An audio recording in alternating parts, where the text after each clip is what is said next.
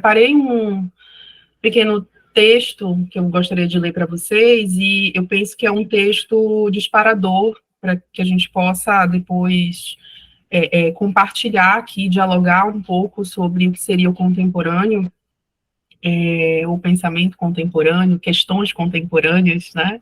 A gente fala tanto essa palavra que às vezes eu tenho a sensação de que ela perdeu sentido, tá? E eu vou ler algumas coisas que eu preparei, alguns pensamentos muito baseada nas leituras rickerianas, mas me baseei especificamente para o encontro de hoje no texto do Agamben, do que é o contemporâneo. Acredito que todos aqui devam ter lido já, né? Desde já também fiz uma brincadeira no grupo do WhatsApp, né? Coloquei uma figurinha lá de um cachorrinho se tremendo, que é bem a sensação, né?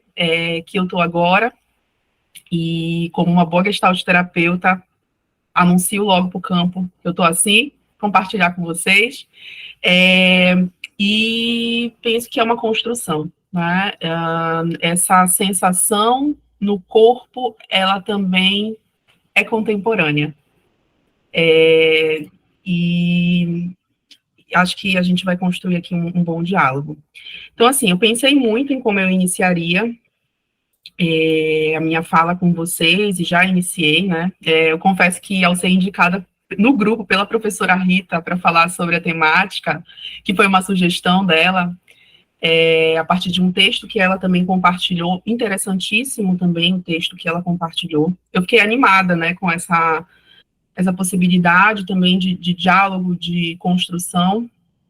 Porém, dias depois, ao decantar um pouco mais a ideia, eu fui tomada por sensações diversas, memórias encarnadas mesmo, que me colocaram em ato, num tensionamento entre a minha capacidade de dialogar em um grupo majoritariamente composto por homens brancos, filósofos, que de certa forma alcançaram lugares de poder que mesmo eu, uma pessoa branca, cis e heterossexual, talvez nunca alcance tranquilamente, aspas nesse tranquilamente. Percebam que o tranquilamente se põe em evidência, porque também sou mulher. E apesar de toda a complexidade que envolve cada marcador aqui citado, ainda assim eu estou envolvida e rodeada por privilégios, que poderiam ser direitos para algumas pessoas. Para algumas poucas pessoas que me ouvem ou que vão me ouvir, talvez, né, caso essa gravação aqui se torne pública e vai para o YouTube. Então percebam que o que é colocado em ato por meio dessas minhas palavras e do som da minha voz ao ler essas palavras e vocês ao me escutar, também remonta a todas as minhas vivências. Essas vivências que também aparecem em ato, intencionais e não intencionais, e aqui eu me refiro a intencionalidades da consciência, que estão situadas em um tempo que não necessariamente o cronológico, mas é uma temporalidade. E a temporalidade, ela pode reatualizar qualquer momento do passado. A minha proposta hoje aqui não é dar uma aula, usar esse espaço para um seminário, no qual vocês vão ficar me ouvindo por 1 hora, repetindo e repetindo, pedindo novamente, palavras que talvez eu até entenda, vocês também, mas que não alcance ou testemunhe os aspectos de um mundo da vida vivido. O conceito de contemporâneo do Giorgio Agamben, como é explorado na obra dele, né, o que é o contemporâneo, ele difere da mera noção de viver na mesma época. Então, o argumento do Agamben é o de que o ser contemporâneo, ele implica em uma relação crítica e reflexiva com o tempo presente. Então, é interessante que ele traz no texto que o contemporâneo, ele ao mesmo tempo está inserido na sua época, mas também consegue se afastar para que possa testemunhar e que possa ter uma relação crítica e reflexiva com o que ocorre. Então, esse contemporâneo, ele pode se localizar em um chamado presente, mas ele também escapa ao presente. O Agamben, ele continua, né, no texto, ele descreve o contemporâneo ou a pessoa contemporânea, o ser contemporâneo, como alguém que é capaz de perceber essas contradições e os desafios da sua época, e de se engajar em uma postura de resistência e questionamento em relação às normas, às estruturas de poder, principalmente, que caracterizam a nossa realidade. E aqui eu estou falando de uma realidade situada mesmo, uma realidade, na verdade, vou colocar no plural. A minha realidade, a realidade de vocês, grande parte na região Nordeste, né? Eu situada na região Norte e também transitando por outros espaços. O contemporâneo, ele não se limita a seguir um fluxo da história, por isso a minha menção anteriormente à temporalidade, ou a aderir cegamente às convenções sociais, ou até mesmo essas normas e essas estruturas, não digo as estruturas, talvez as normas, né, porque estruturas a gente tem diversas. Em vez disso, ele busca uma compreensão mais profunda das complexidades e das crises do nosso tempo, né? E aqui, além de situada de maneira territorial, né, geográfica, enquanto corpo também, como mencionei no início da minha fala, me coloco aqui também como, aqui no grupo, eu já mencionei isso algumas vezes, como uma pessoa, uma mulher, né? Não sou filósofa, sou psicóloga, então a minha compreensão dos textos filosóficos ela perpassa também uma ideia do que se é vivido, né? Do que se é vivido, do que se é costurado por meio das relações, não só das relações do presente, mas como o passado e o futuro, eles acompanham esse presente, né? E aí a gente pode pensar não só no que é construído por meio dessas relações cotidianas, mas a gente pode pensar, por exemplo, textos da literatura, né? Sei que tem pessoas aqui da literatura, textos da literatura, os usos que se fazem dos textos literários, por exemplo, na construção de narrativas ao longo do tempo, ou como a leitura de determinados textos literários, a interpretação, a forma de se interpretar os textos, eles vão se modificando ao longo do tempo. E será que a gente tem acompanhado, de fato, essas transformações com o tempo? Ou, academicamente, também, a gente tem se colocado numa postura de reprodução daquilo que uma biografia traz consigo, né? Então, eu parto da minha experiência enquanto pesquisadora, enquanto psicóloga, também terapeuta, sou gestalt terapeuta, eu parto de um pensamento fenomenológico, inicialmente fenomenológico existencial e, depois de um tempo, hermenêutico, né? Então, o conhecimento vai sempre ser produto das interações, né? Então, quando a gente fala dentro desse pensamento fenomenológico, ou dentro de um lugar da psicologia, por exemplo, né, eu posso compreender uma relação em um atendimento clínico, uma demanda que a pessoa traz, por exemplo, que busca um serviço, vai me exigir, enquanto psicoterapeuta, uma escuta que busca não objetivar, não objetificar, na verdade, não fazer preconcepções do que pode acontecer, ou como aquela pessoa chegou e como ela vai sair, o qual desfecho vai tomar a história que ela está me contando, mas a ideia de testemunhar, né? Entendendo que essa relação que se constrói, ela se constrói por meio de textos, que talvez não sejam os textos literários que eu citei anteriormente, mas que são textos e que são obras do cotidiano, né? Do mundo da vida vivido, como eu falei, e que cada demanda que as pessoas trazem são demandas específicas e que se doam para as consciências, né? E que se revelam na relação, que se revelam em ato. Então, pegando ainda o que o Agamben traz, né, o ser contemporâneo, ele envolve essa atitude crítica, né, uma capacidade de resistência a essa homogeneização cultural ou social, o que é um desafio, né? Ao conformismo, e também traz um compromisso com essa compreensão das dinâmicas que moldam e que perpassam o nosso mundo atual, falando, por exemplo, do século XXI, né? Assim, em resumo, quando a gente fala do ser contemporâneo, a gente está falando também de uma questão de consciência e de engajamento político, ético e político, né, em relação ao tempo presente.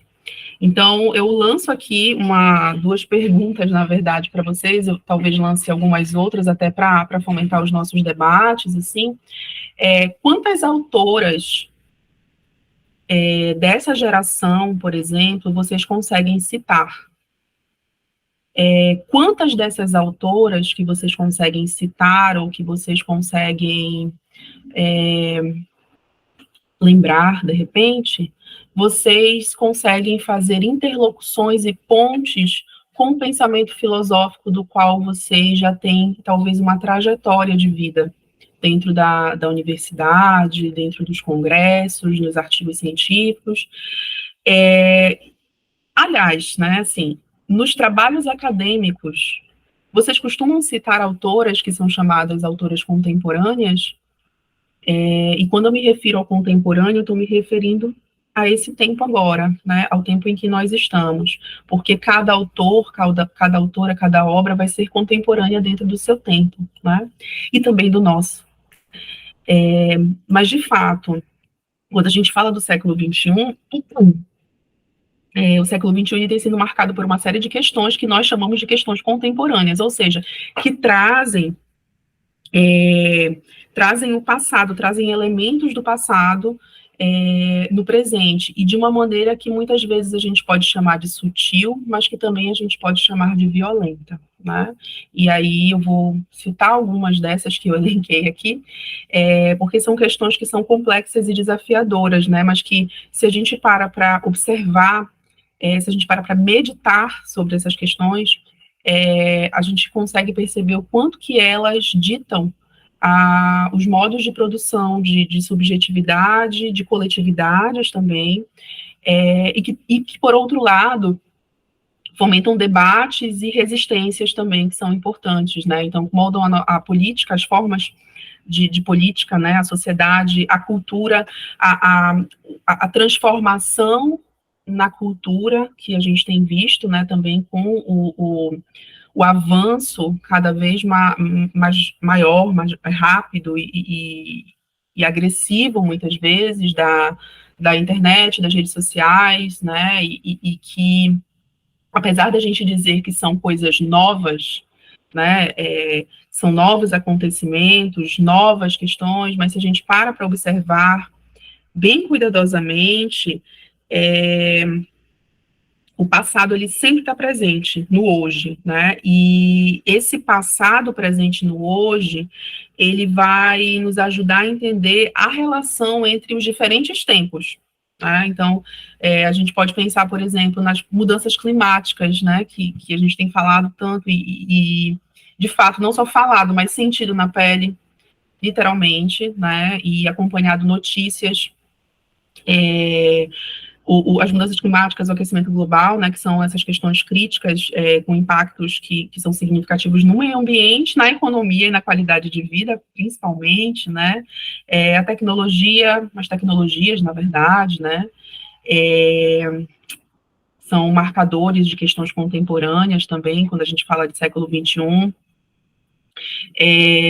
A desigualdade econômica, quando a gente pensa não só na disparidade econômica, mas quando a gente pensa nas disputas também que são criadas, que são fomentadas e que não são de hoje apenas, elas são mecanismos estratégias, na verdade, que foram sendo construídas ao longo do tempo, que foram capacitadas, inclusive, ao longo do tempo, e que levam as discussões que a gente tem, as várias discussões que a gente tem, por exemplo, e que aparecem também, não só nas mídias, mas aparecem, por exemplo, falando da psicologia, aparecem dentro dos consultórios, aparece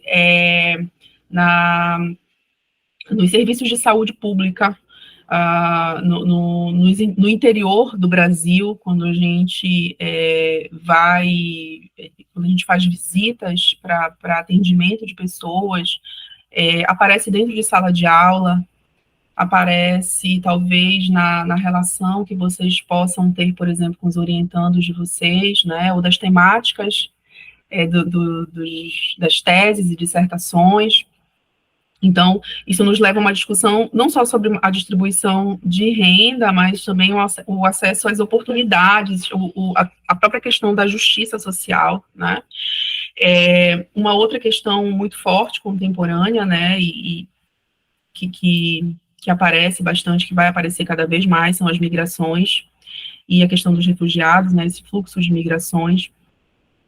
E aí a gente pode pensar em muitas outras, né, as questões de gênero, diversidade, a política internacional, a geopolítica, a gente está acompanhando, nós todos estamos acompanhando a guerra, por exemplo, né, no Israel, Palestina, e as muitas situações que têm ocorrido de opressão, principalmente quando a gente fala ao povo palestino, né, e que traz também muitos elementos históricos e de memória, que não são apenas meras disputas políticas, né, ou geopolíticas, mas também fala de muitas outras questões relacionadas às desigualdades, né, e quando a gente para olhar de fato, há uma complexidade dentro do que acontece, né? Então, assim, essas que eu citei agora, eu sei que tem muitas outras, né? Mas são apenas algumas dessas muitas questões contemporâneas que definem o nosso século, o século XXI, né? E muitas delas estão interconectadas. Eu fui aqui falando, citando, mas talvez enquanto eu estivesse falando aqui, a minha fala atravessa vocês de alguma forma, e fazem talvez vocês lembrarem, perceberem de vivências, não só de vivências, mas talvez até do ponto de vista teórico, epistemológico, né? Então, assim, trazendo para o nosso lugar, me vem muito a pensar nas questões contemporâneas ou no que é contemporâneo, me vem muito os impactos, por exemplo, do pensamento colonial no Brasil até hoje, né? Pensando que esses impactos desse pensamento colonial, eles são profundos, eles continuam a influenciar, talvez muitas desses tópicos que eu mencionei para vocês, né? Desses marcadores, ou desses tópicos temáticos que eu acabei de mencionar, e que cada um deles daria discussões e aprofundamentos gigantescos, né? E aproximações, distanciamentos também, que é importante. Então, assim, quando a gente pensa assim que durante o período colonial, o Brasil ele foi colonizado pelos portugueses em sua grande maioria, né? E também por outros povos. Então, pensar nessa dimensão da colonização é pensar também numa herança que foi deixada, né? E vejam, de novo, história, memória, e que essa história, essa memória, essa herança, ou como queiram chamar, né? Conceito que queiram utilizar também, deixa marcas ainda, né? Porque nós revivemos, reatualizamos, né? Nesse lugar da temporalidade todos os dias, né, na nossa cultura, na nossa sociedade, na própria política também, né, na forma como talvez fazemos interpretações de obras que são consideradas contemporâneas, textos da literatura brasileira, por exemplo, né, estou conectada também muito com, de novo, a palestra da professora Valnice, né, que foi interessantíssima, quando traz elementos da própria literatura brasileira, né, e dessas aproximações muito íntimas, inclusive, da realidade do Brasil, né, e que se a gente pega muitas das obras hoje que foram escritas sei lá, no início do século XX, por exemplo, nós ainda vamos encontrar muitas aproximações. No entanto, o que tem sido feito com as obras do presente, nas obras mais atuais, né, do século XXI, por exemplo? Então, quando a gente pensa quando eu penso, na verdade, né, trazendo aqui para vocês, até para a gente pensar em outras dimensões também, já que trouxe o pensamento colonial, né, que ainda perpassa as estruturas de poder no Brasil, e não vou ser ingênua aqui de achar que não vão ficar por muito mais tempo, porque provavelmente sim, né? E alguns impactos que ficam muito marcados, né, e que talvez não, apareçam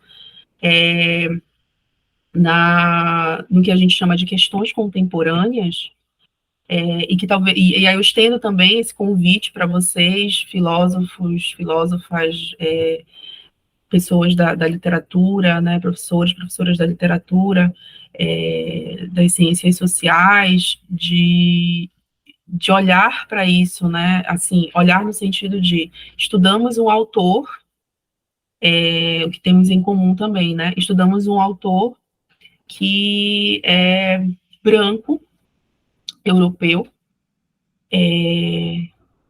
cis, não sei se hétero, né, não, não sei, mas vou arriscar, né, heterossexual, e o quanto o quanto dessas questões aparecem também nas suas obras, né? Apesar da gente saber que o Paul Ricoeur, por exemplo, ele tem uma diversidade, né, é, de, de, de contato e de desenvolvimento e aprofundamento com muitos autores, né? Então há uma diversidade de autores com qual ele dialoga. Então, isso dá uma possibilidade de trabalhar com a teoria rickeriana em várias dimensões, em vários aspectos, né? E de também tomar um cuidado quando a gente se propõe a fazer isso, porque a gente precisa também se situar, né? De onde estamos falando, de qual lugar nós estamos falando e o que temos ao nosso redor. Então, fazendo essa ponte com esses impactos, né, dessas questões, desse pensamento colonial também, que é que eu estou trazendo para fazer essa articulação com o contemporâneo, alguns desses impactos a gente pode ver no racismo, trago o racismo, mas também trago a branquitude, que, que é uma herança muito forte desse sistema colonial que ainda é muito presente, inclusive até no que nós escolhemos ou quem nós escolhemos, né? Assim, não estou aqui para julgar e condenar as escolhas, mas a minha proposta hoje é da gente refletir também, né?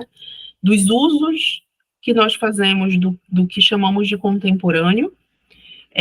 Se formos pegar, por exemplo, a teoria rickeriana, né, pegar os livros mesmo como o outro, percurso do reconhecimento, discurso da ação, por exemplo, interpretações de ideologias, inúmeras obras do Paul Ricoeur, a gente pode arriscar a dizer que Paul Ricoeur é um pensador contemporâneo, né? No entanto, quando a gente lida com a obra de um autor, né, em geral, a gente pode dizer que o autor morre, né? E aí se toma tomamos esse lugar, tomar no sentido de interpretar, né?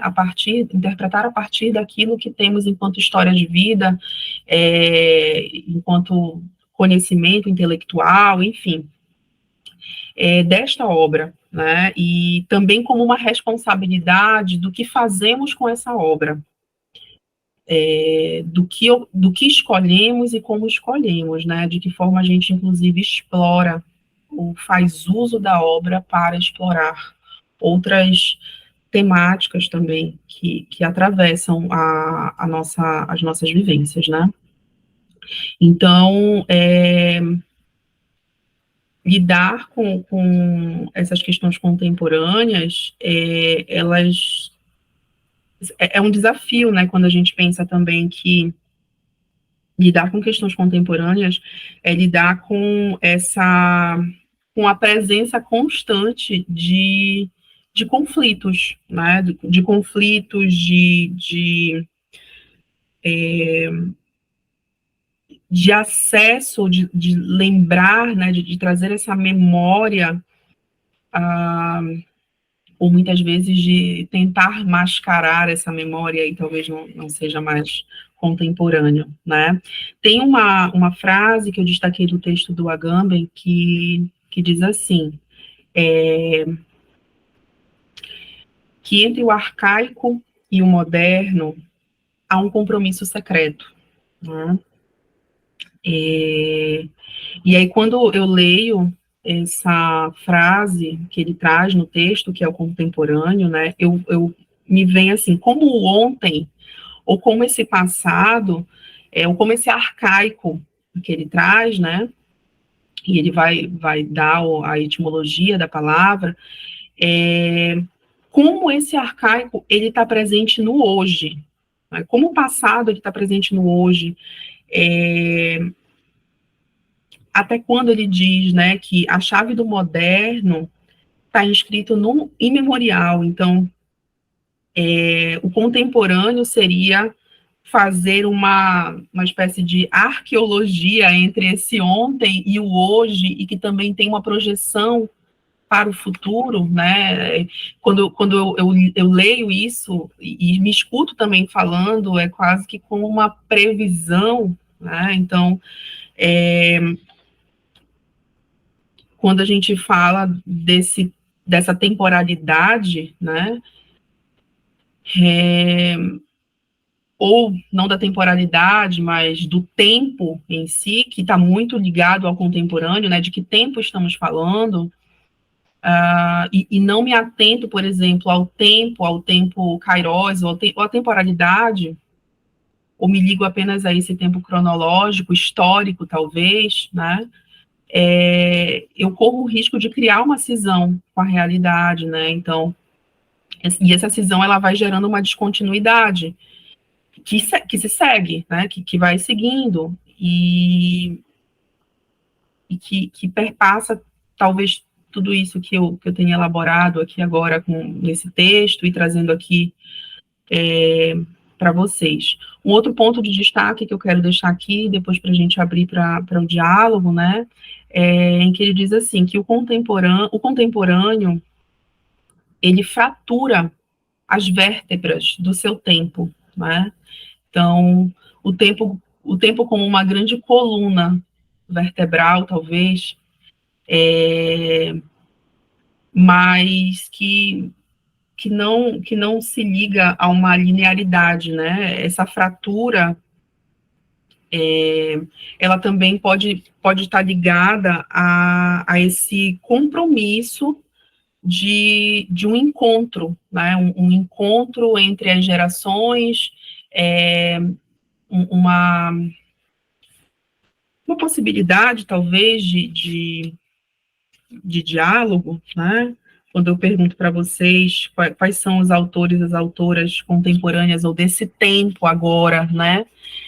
Que, que vocês conhecem, eu também tô me referindo às escolhas, né? As escolhas que nós fazemos.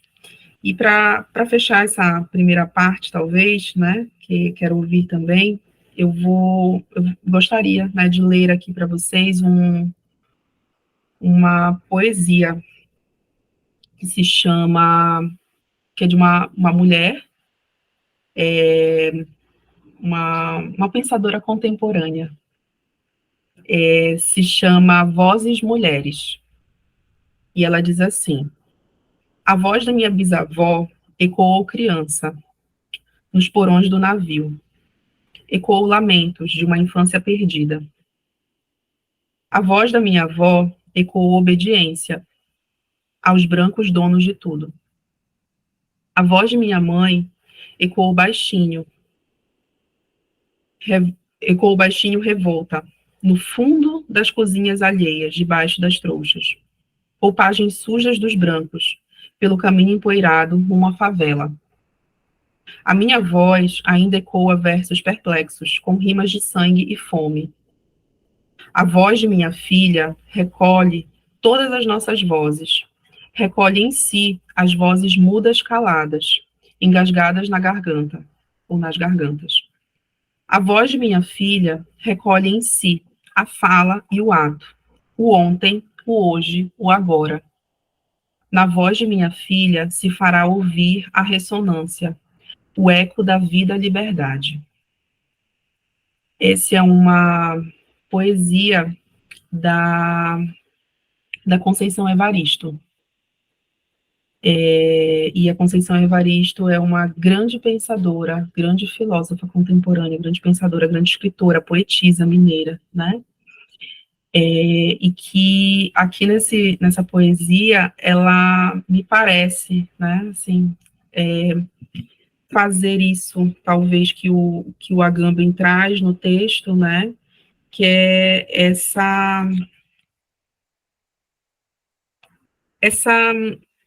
não sei se união é bem a palavra, mas esse diálogo, essa temporalidade, né, essa possibilidade de reatualizar, ela traz elementos históricos, elementos da memória, mas no momento presente e no futuro, no ontem, no hoje, no agora.